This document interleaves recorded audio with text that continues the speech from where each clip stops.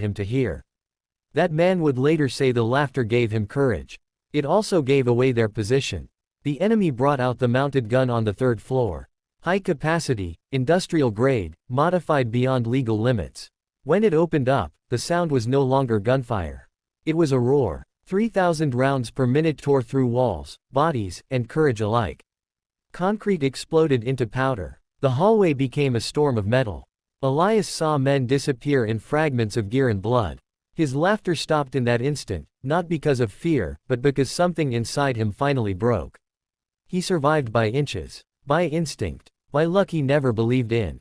He dragged himself behind cover as the gun chewed the space where he had stood seconds earlier.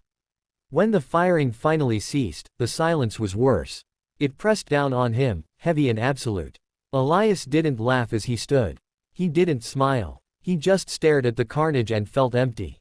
Official reports called the mission a partial success. The target was eliminated. Casualties were listed, names typed in neat rows. Elias was awarded a commendation and a quiet medical discharge. No one asked him how it felt to hear that gun. No one asked what happened when the laughter stopped. They assumed he was fine because he didn't complain.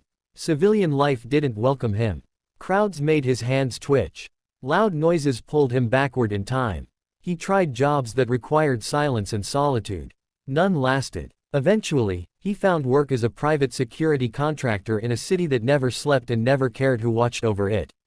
The pay was good. The nights were long. The streets were familiar in a way he didn't like.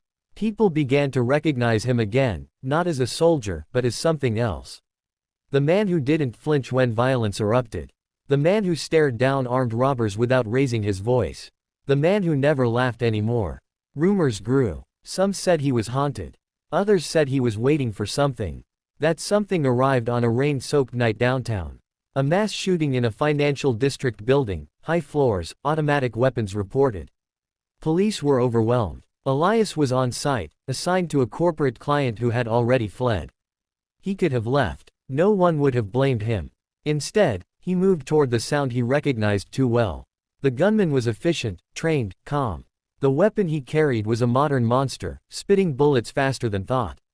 Elias felt the familiar pressure in his chest, the memory of that hallway, that roar. His breath caught. For a moment, he thought he might freeze. Then he stepped forward. The confrontation was brief and brutal. Elias used the environment, angles, timing. When it was over, the gun lay smoking on the floor, and the gunman stared at him with disbelief fading into nothing. As sirens filled the building, someone asked Elias how he stayed so calm. He didn't answer.